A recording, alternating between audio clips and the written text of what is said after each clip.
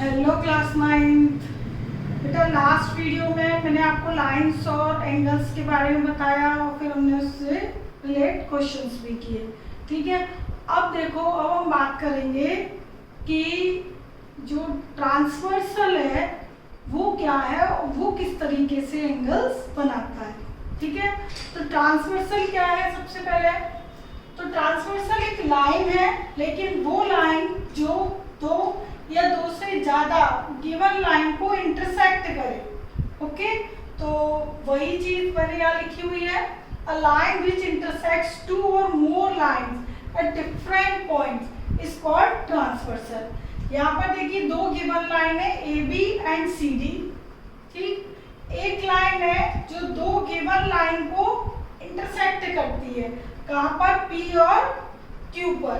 तो ये जो लाइन है एक्स वाई, ये ट्रांसवर्सल है। ओके, अब बात ये आती है कि ये जो दो लाइन है ए बी और सी डी, ये दो लाइन पैरेलल भी हो सकती है और नहीं भी हो सकती। ठीक है, अभी इस डायग्राम में मैंने पैरेलल ली हुई है। सपोज करो ये पैरेलल नहीं है तो भी ये ट्रांसवर्सल है।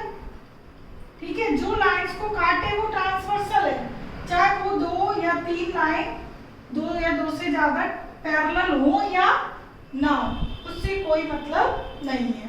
ठीक है, तो ये दो लाइन मैंने इधर जो ड्रॉ की है वो ये दोनों ए बी और सी डी ये पैरेलल नहीं है। ठीक है, और इस वाले डायग्राम में पैरेलल है। अब जो बात आती है एंगल्स की, दो लाइन को एक ट्रांसवर्सल काटता है तो कितने एंगल्स बनते हैं। देखिए 1 2 3 4 5 6 7 8, 8 एंगल बनते हैं। ठीक है, वो 8 एंगल जैसे पैरेलल में बनते हैं ऐसे इस केस में भी बनेंगे। 1 2 3 4 5 6 7 8। तो इन एंगल्स के बीच कोई ना कोई रिलेशन है। ये एंगल्स क्या कहलाते हैं, कौन से एंगल का क्या नाम है, आपस में पैरेलल लाइंस और नॉन पैरेलल लाइंस और एंगल्स का क्या रिलेशन है, ये सारी बातें हम अब पढ़ते हैं। ठीक है, अच्छा सबसे पहला पॉइंट लिखा है मैंने इंटीरियर एंगल्स। ठीक है, अब देखिए ये दो लाइन है, ये ट्रांसवर्सल है, क्लियर हो गया। जो दो लाइन के अंदर जो एंगल्स बन रहे हैं दे आर इंटीरियर एंगल्स, 3 4 5 6। तो इंटीरियर में कौन कौन से बन रहे हैं, 3 4 5 6। इस डायग्राम के अकॉर्डिंग, आप जैसा डायग्राम बनाओगे उसके अकॉर्डिंग लिखना है। ठीक है, ये एंगल्स के मैंने नाम लिख दिए हैं, और पूरा नाम यदि लिखते हो, जैसे 3 का नाम लिखना चाहते हो तो ए पी क्यू या ए पी वाई, 4 का नाम लिखना चाहते हो तो बी पी वाई, 5 का लिखना चाहते हो तो पी क्यू डी, 6 का लिखना चाहते हो पी क्यू सी। अच्छा, पी क्यू सी बोलो या एक्स क्यू सी, एक ही बात है, क्योंकि पी और एक्स एक ही लाइन पर है। ठीक है, तो कंप्लीट नाम लिखना चाहते हो कंप्लीट लिखो, और नंबरिंग डाल के लिखना चाहते हो तो वो लिखो। ये क्या है, टाइम कम लेते हैं। ओके, तो दीज आर इंटीरियर एंगल्स, चाहे पैरेलल हो चाहे नॉन पैरेलल हो। ठीक है, अब एक्सटीरियर एंगल, एक्सटीरियर यानी जो बाहर बन रही है लाइंस के, यानी कि 1 2 7 8, 1 2 7 8, तो चाहे पैरेलल हो या नॉन पैरेलल हो, ये है आपकी एक्सटीरियर एंगल्स। ठीक है, ये जो इंटीरियर एंगल एक्सटीरियर एंगल जो भी है सारे 8 की 8, इनका आपस में क्या मतलब रिलेशन है, कौन से एंगल क्या कहलाते हैं वो देखिए। अब मैंने लिखा हुआ है करस्पॉन्डिंग एंगल्स। ठीक है, करस्पॉन्डिंग एंगल्स क्या होते हैं वो देखिए। जो एक ही साइड बने angle, angles on the same side is called corresponding angle. तो एक ही साइड में बनने वाले जो एंगल्स हैं वो करस्पॉन्डिंग है। अब करस्पॉन्डिंग कौन से हो, अल्टरनेट करस्पॉन्डिंग हो। इट मीन जैसे एक ही साइड में बनने वाले एंगल कौन से हैं, इधर देखो 1 4 5 8। ठीक है, इस साइड, और इस साइड 2 3 6 5। ठीक है, अब इनमें जो करस्पॉन्डिंग है उनका पेयर कौन कौन सा होगा, 1 के साथ 5 करस्पॉन्डिंग है, 4 के साथ 8 करस्पॉन्डिंग है। पहले मैंने ये वाली साइड ली है, ये करस्पॉन्डिंग एंगल्स में एक ही साइड लेंगे, एक बार ये एक बार ये। तो पहले इधर देखो इस साइड, तो देखिए बेटा 1 से स्टार्ट करोगे तो ये छोड़ दो 5, 1 और 5 करस्पॉन्डिंग है, ठीक है। 4 से स्टार्ट करोगे तो 5 छोड़ दो, 4 और 8। अब मैंने ये 1 5 4 8 के बीच ना इक्वल लगाया है, तो अब आप सुनो 1 5 और 4 8, ऐसे पहले मैं पेयर में लिख देती हूँ। 1 5 4 8, these are corresponding angle, these are corresponding angle। Same situation इसमें भी है, बट अब बात ये आती है कि यदि लाइन पैरेलल नहीं है तो only these are corresponding angles, और यदि दो पैरेलल लाइन को ट्रांसवर्सल कट कर रहा है तो corresponding angle इक्वल होती है। If a transversal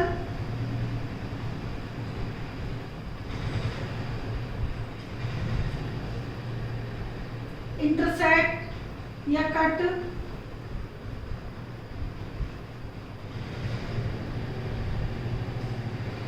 two parallel lines,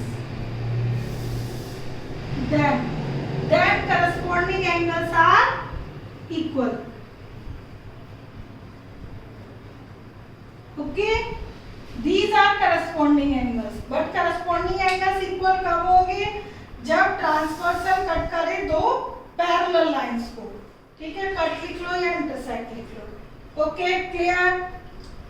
अच्छा, अब देखिए इस साइड के हो गए, अब उस साइड देखिए 2 6 2 6 3 7 2 6 3 7, दे आर ऑल्सो करस्पॉन्डिंग, एक ही साइड के, ठीक है। बट यदि पैरेलल लाइन को ट्रांसवर्सल कट करेगी तो यही करस्पॉन्डिंग एंगल्स क्या होंगे? इक्वल होंगे, ठीक है। तो 1 5 4 8 2 6 एंड 3 7 आर इक्वल। 1 5 के इक्वल है, 4 8 के, 2 6 के, 3 7 के, ठीक है। तो इधर से लेना है आपको, या तो इस साइड या इस साइड, ठीक है, वही करस्पॉन्डिंग होंगे। अब देखिए अल्टरनेट एंगल्स, तो अल्टरनेट इंटीरियर एंगल्स भी होते हैं और एक्सटीरियर भी होते हैं। अल्टरनेट का मतलब है एक इधर और एक इधर, ठीक है। तो पहले बात करते हैं अल्टरनेट इंटीरियर एंगल्स की। तो इंटीरियर एंगल्स तो यही हो गए 3 4 5 6, तो केवल इंटीरियर की बात करेंगे। तो अल्टरनेट का मतलब है 3 10 5 3 5 4 6, एक ही साइड के नहीं। अल्टरनेट का मतलब है ट्रांसवर्सल के, एक इधर और एक इधर, ठीक है। तो अल्टरनेट इंटीरियर एंगल्स क्या होंगे? 3 5 और 4 6, ये अल्टरनेट इंटीरियर एंगल्स हैं। इसकी देखो 3 5 4 6, चाहे इस डायग्राम में देख लो या इस डायग्राम में। अब देखो यदि ये दो पैरेलल लाइन को कट करता है ट्रांसवर्सल, तो यही अल्टरनेट इंटीरियर एंगल्स इक्वल होते हैं। तो ये चीज मैं यहाँ लिख देती हूँ। If a transversal intersect two parallel lines, then these alternate interior angles are equal, ठीक है। अल्टरनेट इंटीरियर एंगल्स को अल्टरनेट एंगल्स भी आप लिख सकते हो, ठीक है। इंटीरियर वर्ड आप अप्लाई करना चाहो या नहीं, केवल अल्टरनेट इंटीरियर एंगल्स के लिए अल्टरनेट एंगल्स लिख सकते हो, ठीक है। एक्सटीरियर के लिए आपको लिखना होता है अल्टरनेट एक्सटीरियर एंगल। इंटीरियर के लिए ना लिखो तो अंडरस्टूड है इट इज इंटीरियर अल्टरनेट, ठीक है। आप देखिएगा अल्टरनेट एक्सटीरियर एंगल, तो अल्टरनेट एक्सटीरियर एंगल कौन से होते हैं? एक्सटीरियर मतलब जो बाहर है, अंडरस्टूड है। तो वो अल्टरनेट क्या होंगे? यदि इधर हम 2 देखते हैं, एक्सटीरियर कौन सी है, 1 2 7 8 है, पहले तो ये देख लो। ओके, अब देखो 2, तो 2 के अल्टरनेट एक्सटीरियर इस साइड होगा 8, ठीक है। एक एंगल यदि इधर का है तो अल्टरनेट दूसरी साइड होगा, 2 8, ये 1 तो 7, 2 8 1 7, तो अल्टरनेट एक्सटीरियर 2 एक्सटीरियर 8 के बराबर है, ये अल्टरनेट है, 1 के अल्टरनेट 7 है। अभी आप पेयर में लिखिए, ये जब बराबर होंगे जब लाइन पैरेलल होगी। These are alternate exterior angles 2 8 1 7, ये देखो 2 8 1 7, ये सारे बाहर के ही एंगल है एक्सटीरियर 1 2 7 8। तो इनमें आपस में कौन कौन से वो अल्टरनेट होंगे उनका पेयर मैंने ये लिख दिया। अब यदि ये if a transversal intersects two lines, then 2 is equal to 8 and 1 is equal to 7। यदि ट्रांसवर्सल दो पैरेलल लाइन को कट करता है, two parallel lines, then alternate exterior angles are equal। जिस तरीके से अल्टरनेट इंटीरियर एंगल इक्वल होते हैं पैरेलल की कंडीशन में, उसी तरीके से अल्टरनेट एक्सटीरियर भी इक्वल होते हैं, ठीक है। तो पैरेलल के लिए मैंने कंडीशंस लिख दी हैं। अब देखिएगा consecutive interior angles. Consecutive interior angles क्या होते हैं, उन्हें को इंटीरियर एंगल्स भी बोलते हैं और अलाइड एंगल भी। तो ये 3 टाइप के नाम है, तीनों मैंने यहाँ लिख दिए हैं, आप किसी भी नाम से इनको बोल सकते हो, लिख सकते हो, ठीक है। तो कंसेक्यूटिव इंटीरियर एंगल्स, तो सबसे पहला वर्ड इंटीरियर है, तो केवल इंटीरियर एंगल पे काम करना है, ठीक है। अब इंटीरियर एंगल्स है 3 4 5 6।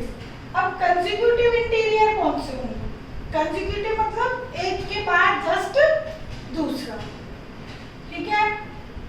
नॉट एडजेसेंट, एडजेसेंट अलग है और कंसेक्यूटिव इंटीरियर अलग है। कंसेक्यूटिव इंटीरियर मतलब एक ही साइड के, ये 4 5, दीज आर इंटीरियर, और consecutive interior 4 5 3 6, okay 4 5, these are consecutive interior angles 4 5 3 6, और ठीक है।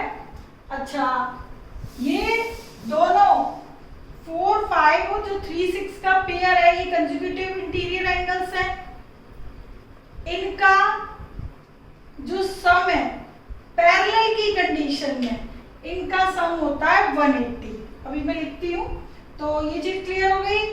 ये 4 और 5 कंसेक्यूटिव इंटीरियर एंगल्स हैं। इधर की साइड देखते हैं तो 3 और 6 कंसेक्यूटिव इंटीरियर एंगल्स हैं, ठीक है। तो लिखिएगा if a transversal intersect two parallel lines, then sum of co-interior angles, co-interior angles मतलब कोई consecutive interior angles, ठीक है। sum of co-interior angles is supplementary, supplementary means 180, okay.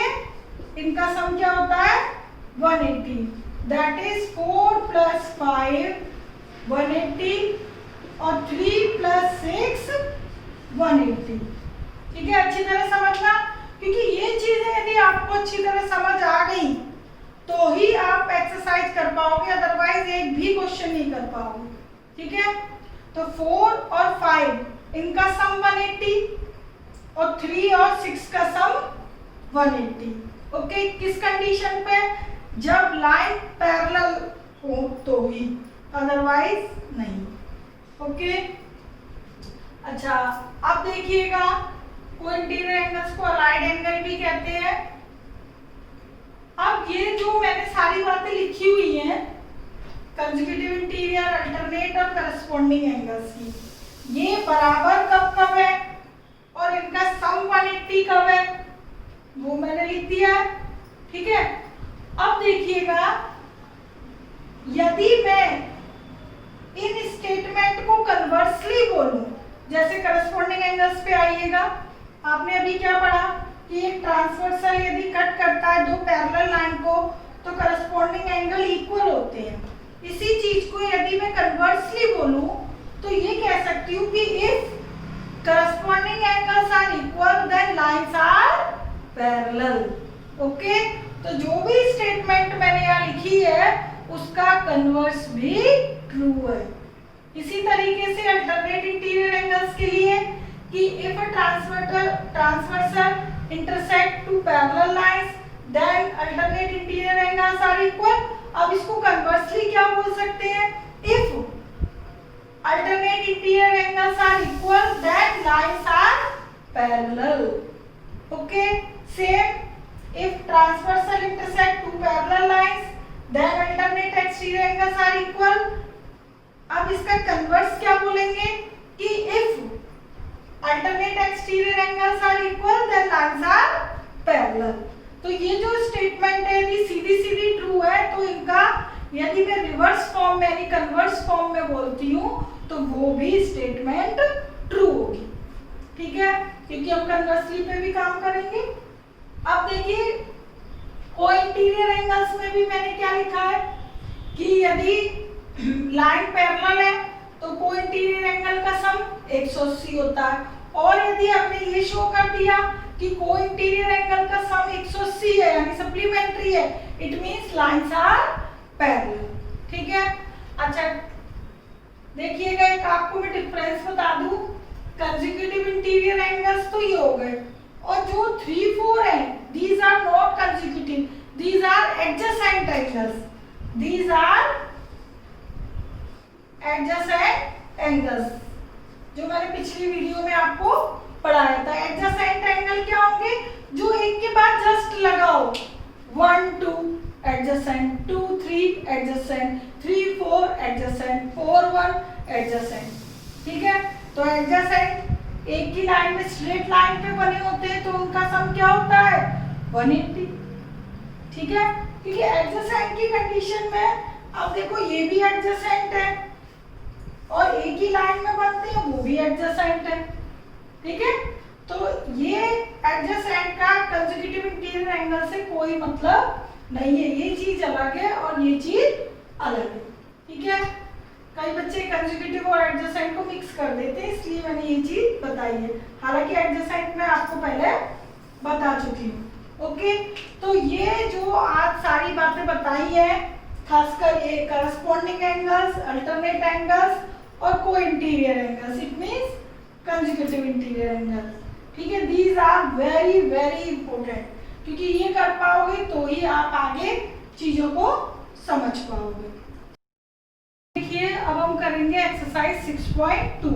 जितने भी मैंने अभी लाइंस और एंगल के बिटवीन जितनी भी बातें, थ्योरम्स, प्रॉपर्टीज बताई हैं उनको अच्छी तरह पहले क्लियर कर लेना, उसके बाद ही एक्सरसाइज करना। ठीक है, तो एक्सरसाइज में डायग्राम क्या गिवन है और डायग्राम और क्या फाइंड करना है वो सारा मैंने नोट डाउन किया है, आप देखते जाइए कैसे सॉल्व करना है। ठीक है, बुक पेन लेकर बैठिए, बुक कॉपी और पेन तीनों चीजें।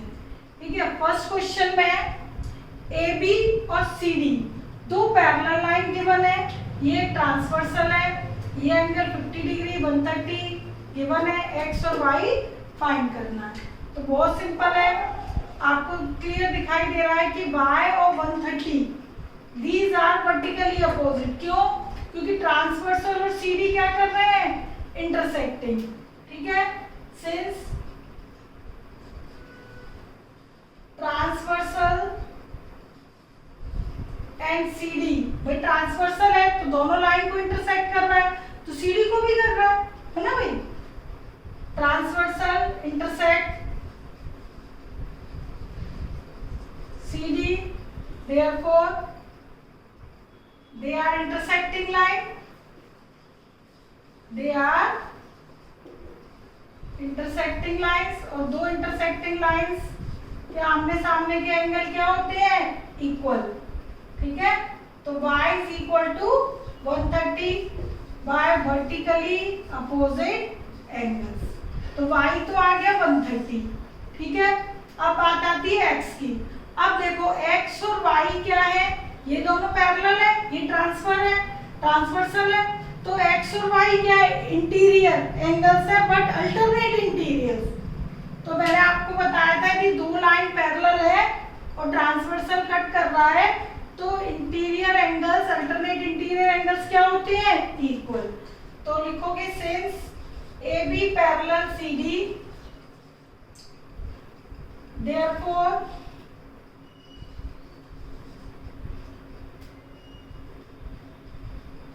एंड ट्रांसवर्सल का नाम मैंने L रख दिया है, L is transversal, so angle X और Y both are equal because they are, reason मैंने ब्रैकेट में लिख रही हूं, because they are alternate interior angles.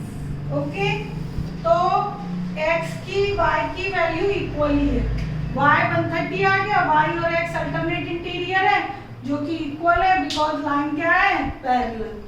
ठीक है, तो ये हो गया आपका फर्स्ट क्वेश्चन, बिल्कुल सिंपल था।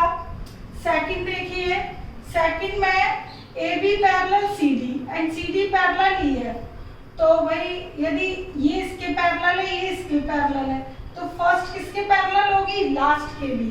ठीक है, ये प्रॉपर्टी भी है। सिंस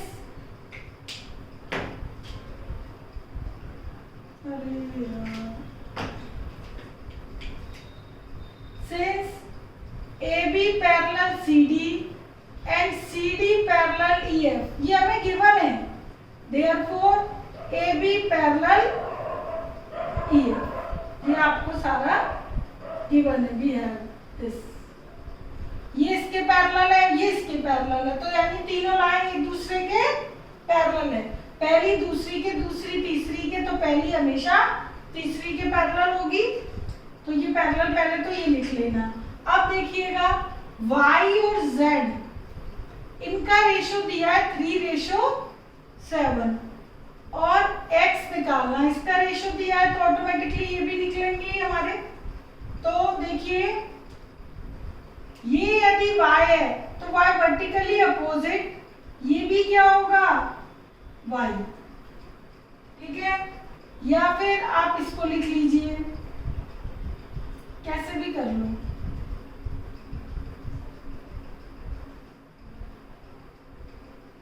चलो इसी को लिख देती हूँ, एक ही बात। ठीक है, ये जो एंगल्स है ना पैरेलल लाइन और ट्रांसवर्सल वाले, ये एंगल्स आप कई तरीके से निकाल सकते हो। ठीक है, तो मेरे को यहाँ पे जो सूट कर रहा है मैं वो कर रही हूँ, आप दूसरी तरीकों से भी निकाल सकते हो। तो देखिए ये मैंने y वर्टिकली लिख लिया। अब देखिए CD EF पैरेलल है, तो को इंटीरियर एंगल का सम क्या होगा? 180 होगा ना। ठीक है, तो उससे पहले ये लेट कर लो, let y is equal to 3k and z is equal to 7k। क्यों? क्योंकि भाई रेशो है, तो एक कॉमन वैल्यू तो हमें लेनी पड़ेगी, वो k ले ली। अब देखो y वर्टिकली अपोजिट, मैंने क्या लिख दिया है? y वर्टिकली अपोजिट एंगल्स, ये जो है ये एंगल और ये एंगल बराबर होंगे, तो यहाँ पर कोई इंटरसेक्टिंग पॉइंट आपको दिया नहीं है, तो यहाँ मैं कोई नाम रख लेती हूँ, m रख लिया मैंने। ठीक है, और ट्रांसवर्सल का नाम रख दिया मैंने XY। ठीक है, तो आपको क्लियर दिख रहा है कि CMX angle CMX is equal to angle DMY is equal to क्या होंगे? y। दोनों ही y होंगे, क्यों? y वर्टिकली अपोजिट एंगल, ये मैंने लिख दिया है। ओके, अब देखिए नाउ को इंटीरियर एंगल का सम क्या बताया था? 180 बिकॉज लाइंस आर पैरेलल। ठीक है, y is equal y plus Z क्या होगा 180 होगा को इंटीरियर एंगल से, ठीक है, या चलो को इंटीरियर एंगल से लिख दो।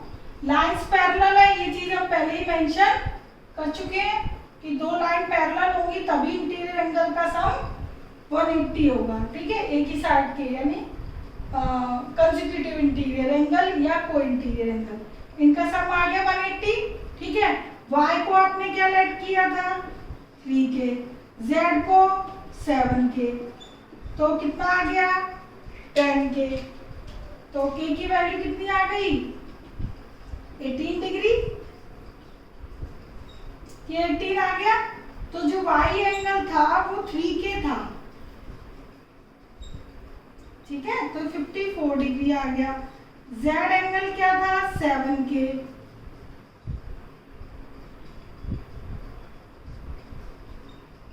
6, 5 और ये 126 डिग्री, ठीक है, हो गया ना सम 180। तो y और z की वैल्यू आ गई हमारे पास।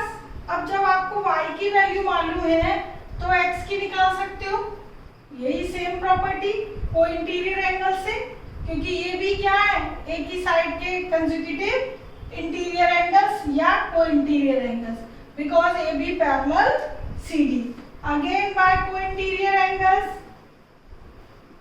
x plus y also 180, because ये भी क्या है को इंटीरियर एंगल्स। तो y x निकालना है, y कितना आया है आपका 54 डिग्री,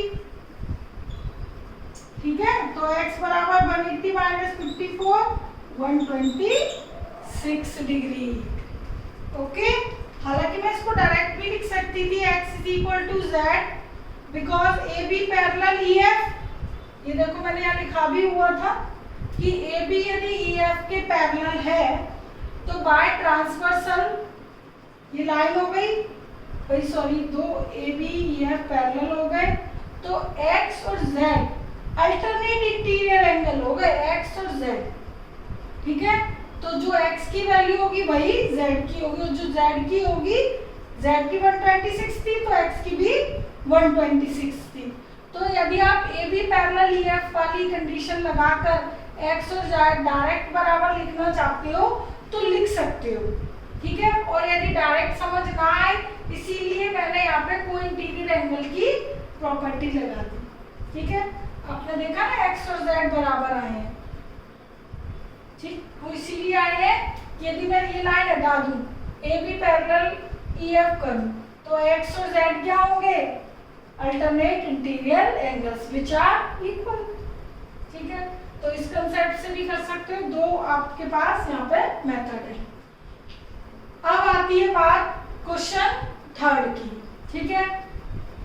क्वेश्चन थर्ड में ए बी और सी डी दो पैरेलल लाइन है, ई एफ सी डी पे परपेंडिकुलर है, और जो एंगल जी ई डी है ये पूरा 126 है, पूरा 126, ठीक है। अब देखिएगा ये 90 है, ये पूरा 126 है, तो 126 में से 90 यदि जाते हैं तो 36 बचेंगे, तो यानी कि ये जो एंगल है इतना पोर्शन ये कितना आ जाएगा 36 डिग्री, ठीक है। एफ ये 36 आ जाएगा, ये 90 है, ओके। तो बाय एंगल सम प्रॉपर्टी से ये भी आ सकता है आपका ये EFG, ठीक है। और क्या क्या निकालना है, AGE निकालना है, और AGE ये वाला, दूसरा GEF निकालना है 36, और FGE तो बाय सम एंगल या बाय लीनियर पेयर से निकाल सकते हैं। तो देखो कैसे निकालेंगे, ये मैं जो सेकंड है सॉल्यूशन ये मैं रेस करती हूँ।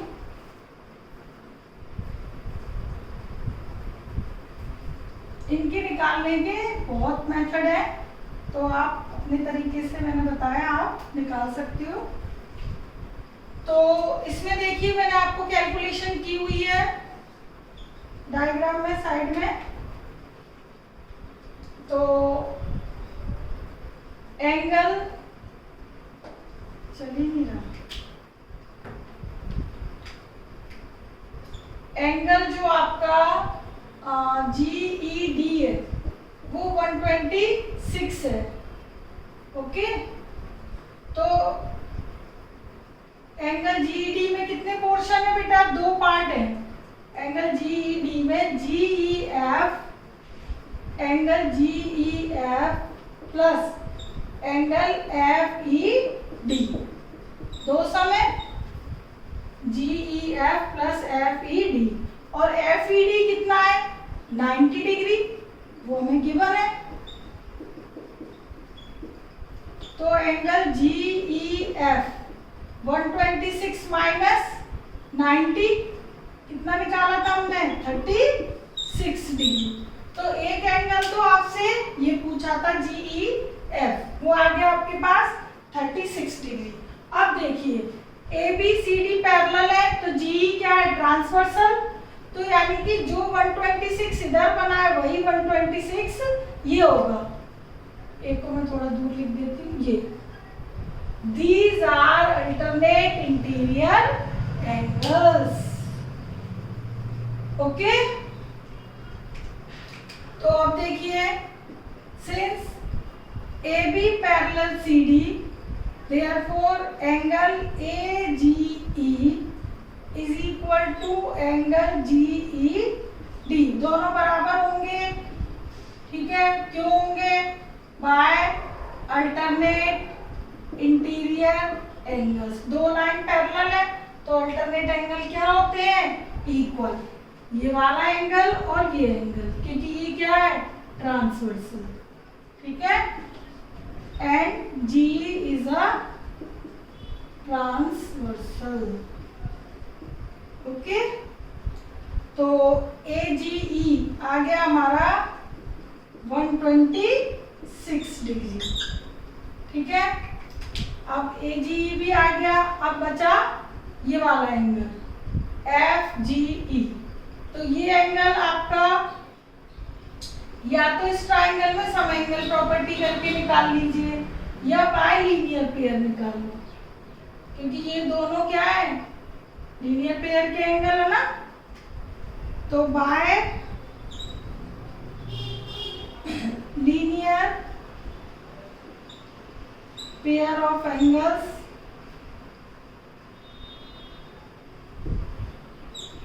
Angle AGE plus angle EGF is equal to 180, ठीक है?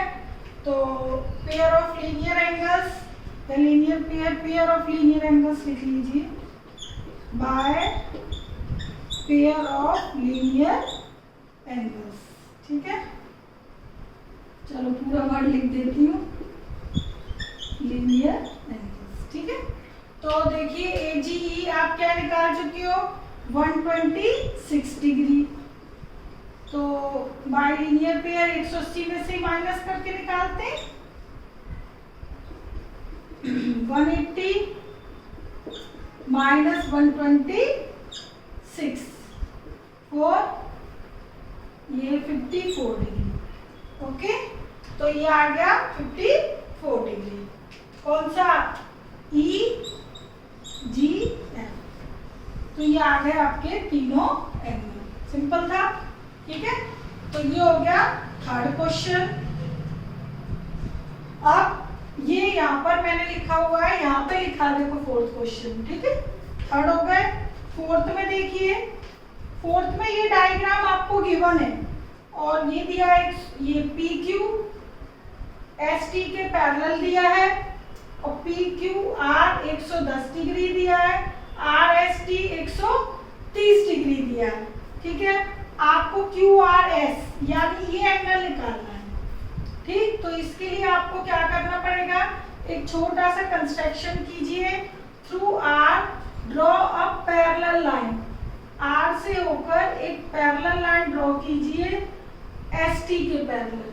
कौन किसके पैरेलल? एस टी के पैरेलल। ठीक है, तो यहाँ पे छोटा सा कंस्ट्रक्शन लिखोगे, ड्रॉ अ लाइन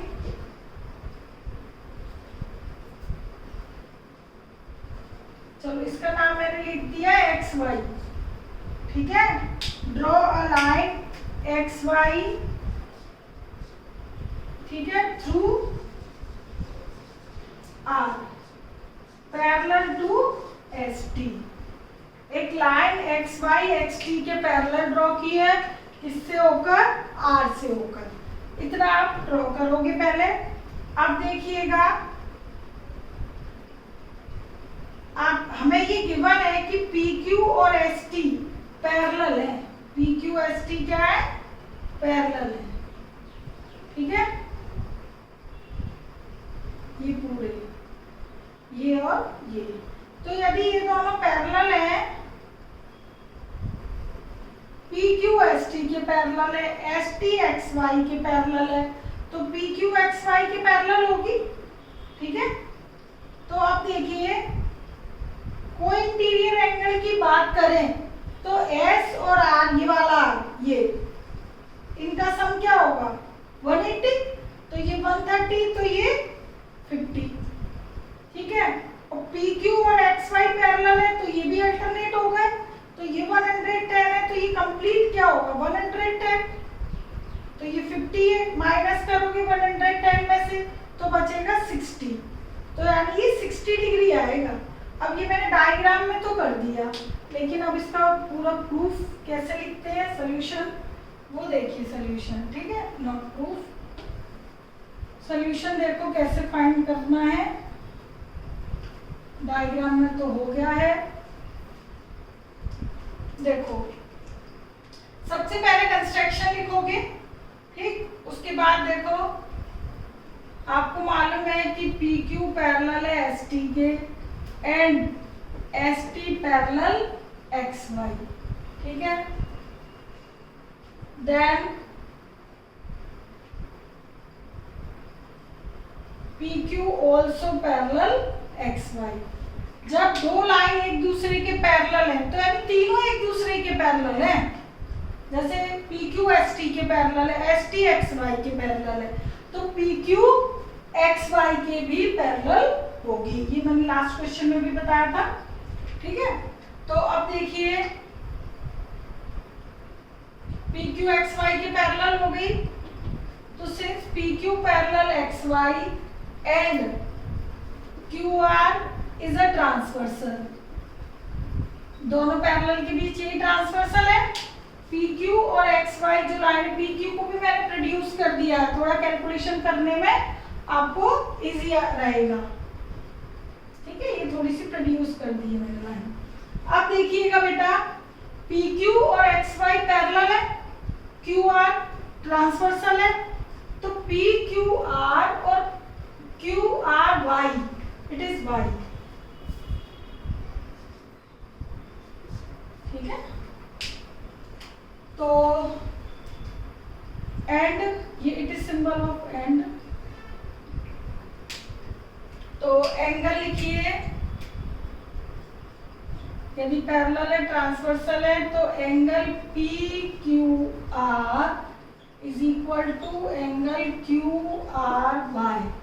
दोनों बराबर होंगे, और बराबर कितने होंगे? 110, क्योंकि ये 110 है और ये दोनों बराबर है, तो ये भी 110 बाय अल्टरनेट एंगल्स। इंटीरियर को अल्टरनेट एंगल्स भी लिख सकते हैं डायरेक्ट, मैंने बताया था। तो बाय अल्टरनेट एंगल्स ये आगे 110 डिग्री। ठीक है, angle Q R Y 110 degree आ गया, इसका हम आगे यूज करेंगे। एक तो ये हो गया। अब देखिए,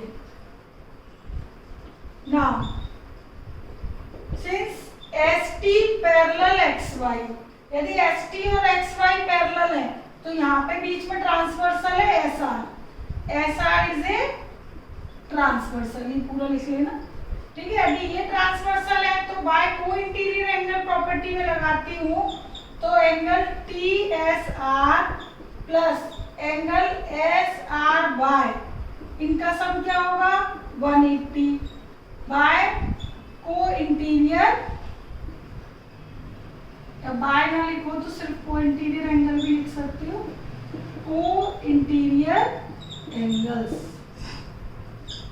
ठीक है। कंसेक्यूटिव इंटीरियर एंगल्स लिख लो या को इंटीरियर एंगल्स, ठीक है। तो टी एस आर 130 डिग्री है, एस आर वाई हमारा फाइंड आउट हो जाएगा, ठीक है, 50 डिग्री, क्योंकि मैंने डायग्राम में पहले ही कैलकुलेशन लिख दी है। तो 180 माइनस 130 क्या आ गया, 50 डिग्री। तो दो एंगल हमने निकाल लिए, एक तो ये कंप्लीट 110 और ये 150, ठीक है। अब बात आती है हमें क्या चाहिए, क्यू आर एस। तो क्यू आर एस तो क्या होगा, क्यू आर वाई के दो पार्ट हो रहे हैं, उससे वो निकालेंगे, ठीक है। तो देखो कैसे निकालती हूँ मैं। फ्रॉम फर्स्ट, इसको 1 ले लो, इसको 2 ले लो, दोनों का यूज करेंगे। y1 क्यू आर वाई कितना है, 110 डिग्री है।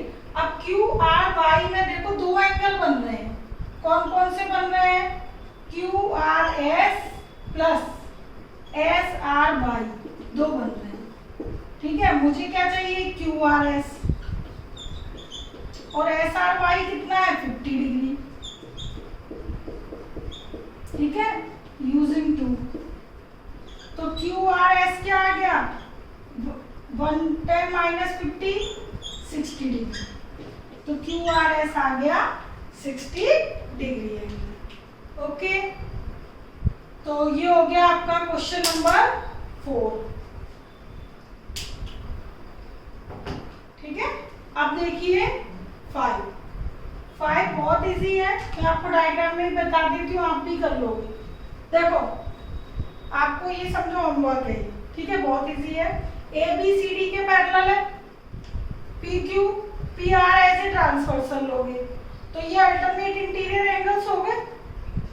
तो y किसके बराबर हो जाएगा, 127 डिग्री के इक्वल, ठीक है। इसी तरीके से ये भी parallel C D, P Q ऐसे ट्रांसवर्सल लोगे, तो ये भी क्या होगा, अल्टरनेट इंटीरियर एंगल्स, ठीक है। तो ये x 50 डिग्री के बराबर, ये alternate interior angle, it is also alternate interior angle, simple है, ठीक है। तो ये आप लोग लिख लेना, बहुत ही सबसे इजी यही है। नाउ क्वेश्चन नंबर 6 देखिएगा, ये मैं इरेज कर रही हूँ, ठीक है। ये था क्वेश्चन नंबर आपका 4, ओके। और इसका कंस्ट्रक्शन भी लिखना है 4 का, ठीक है, वहां पे लिखा हुआ है, ये 4 था। अब देखिएगा 5th कैसे करना है, चलो मैं इसको इरेज ही कर देती हूँ, नोट डाउन कर लिया।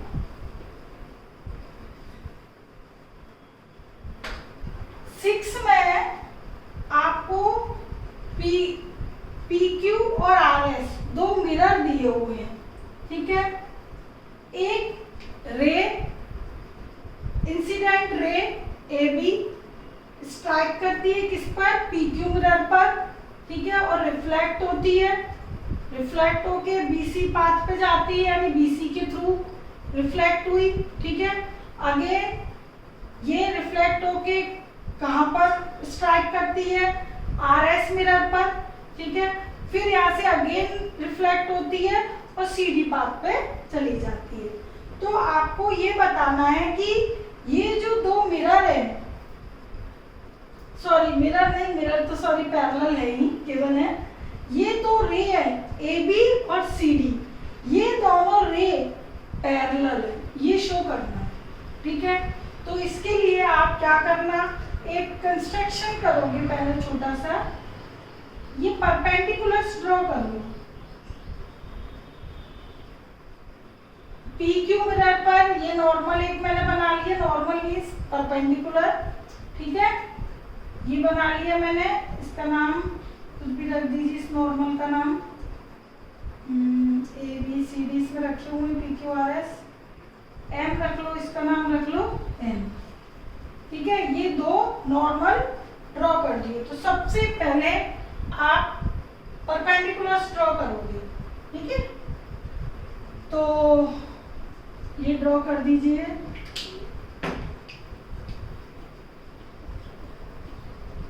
Draw BM perpendicular to PQ mirror and NC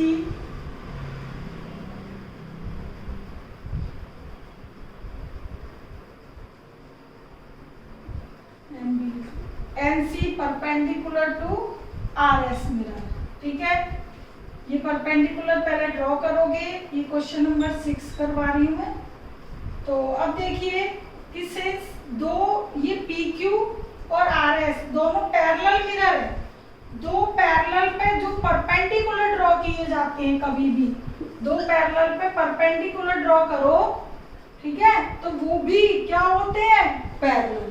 ठीक है, and MB NC are perpendiculars. ठीक है, then always MB perpendicular NC। ये चीज याद रखना, दो लाइन पैरेलल है और उनपे हम परपेंडिकुलर ड्रॉ कर रहे हैं, तो वो सारे कितने भी ड्रॉ करूं मैंने तो यहाँ दो ही किए हैं, ये क्या होंगे, पैरेलल। ठीक है, इनको चाहे कंप्लीट कर लो या यहीं तक छोड़ दो, हमें तो केवल इन एंगल से मतलब है। ठीक है, इनका नाम रख दो 1 2 3 4। ठीक है, इसको सीधा ड्रॉ करना। It is 3, it is 4।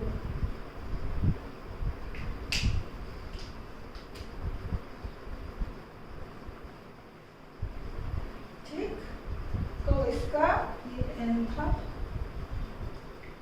अब देखिए ये ड्रॉ कर दिया, इनमें दो एंगल बन गए 1 2 3 4। आपने पढ़ा होगा कि एंगल ऑफ इंसिडेंट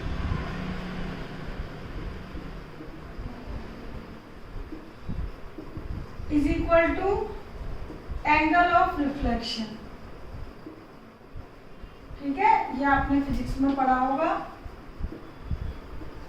कि इंसिडेंट एंगल दैट इज 1 और रिफ्लेक्ट हुआ नॉर्मल के बाद, बी पॉइंट के बाद रिफ्लेक्ट होके BC आया, तो ये जो बना एंगल 2, भाई AB जो रे है वो इंसिडेंट रे है, इंसिडेंट रे ने PQ पे स्ट्राइक किया, देन AB जो रे थी बी पॉइंट से रिफ्लेक्ट होके आगे इधर, it is reflected ray BC। तो इसलिए एंगल 1 को बोलते हैं एंगल ऑफ इंसिडेंट या इंसिडेंस, और 2 को बोलते हैं एंगल ऑफ रिफ्लेक्शन। ठीक है, तो ये जो आपकी मिरर थ्योरी है उसके अकॉर्डिंग इंसिडेंट एंगल और रिफ्लेक्शन एंगल दोनों क्या होते हैं, इक्वल। तो उस कंसेप्ट से आप क्या कह सकते हो कि angle 1 is equal to 2 and angle 3 is equal to 4। अब देखिए, अभी हमने प्रूफ किया कि MB और NC दो पैरेलल मिरर हैं, पैरेलल सॉरी परपेंडिकुलर्स हैं। ठीक है, तो वी प्रूव्ड अबव। करना परेशान, अरे क्या बात है, इस आदमी का सूख रही हैं बच्चों, आज गर्मी बहुत पता है। हाँ, तो देखिए सिंस MB पैरेलल NC है and BC is a transversal, भाई ये दोनों क्या है, BM और CN दोनों क्या है, पैरेलल परपेंडिकुलर्स है, और BC बीच में किसका काम कर रहा है, ट्रांसवर्सल का। तो उसके अकॉर्डिंग 2 और 3 क्या हो गए, अल्टरनेट एंगल हो गए। 2 और 3 अल्टरनेट इंटीरियर एंगल्स हुए। जब 2 और 3 बराबर हैं तो इसी की हेल्प से देखो हम आगे प्रूफ कर देंगे बड़े इजीली। सबसे पहले परपेंडिकुलर को पैरेलल प्रूफ करना होगा, ठीक है, और ये बाय प्रॉपर्टी, ये चीज बाद में फिजिक्स में आपने मिरर थ्योरी में पढ़ा होगा ये। अच्छा, इधर देखो, ट्वाइस एंगल 2, दोनों साइड 2 का मैंने मल्टीप्लाई कर दिया, अच्छा ये 2 टाइम्स हो गया एंगल 2, और एंगल 3 भी कितने टाइम्स, 2 टाइम्स। अब आपको मालूम है कि एंगल 2 1 के भी बराबर है, तो मैं इस जगह 1 रिप्लेस कर सकती हूँ। 3 4 के बराबर है, ये रिप्लेस कर दिया, ठीक है। तो 1 + 2, 1 + 2 का सम किस एंगल के बराबर है, एंगल ABC, एंगल ABC, ठीक है। और 3 और 4 किसके बराबर है, एंगल BCD के। तो ये जो एंगल है ABC और BCD आ गए, 1 + 2 3 + 4 के बराबर आ गया। उस कंसेप्ट से ये दोनों एंगल हमारे बराबर आ गए। अब सुनिए, यदि ये दोनों एंगल बराबर हैं, ठीक है, तो ये दीज आर अल्टरनेट एंगल, तो लाइंस आर पैरेलल। तो मैंने आपको कन्वर्स भी बताया था कि यदि एक ट्रांसवर्सल के थ्रू 2 अल्टरनेट एंगल बराबर आते हैं, ठीक है, एक ट्रांसवर्सल 2 अल्टरनेट एंगल बराबर बनाता है, तो वो लाइन क्या होती है, पैरेलल, ठीक है। तो ये हो गए विचार, यहाँ लिख दो, विचार अल्टरनेट इंटीरियर एंगल्स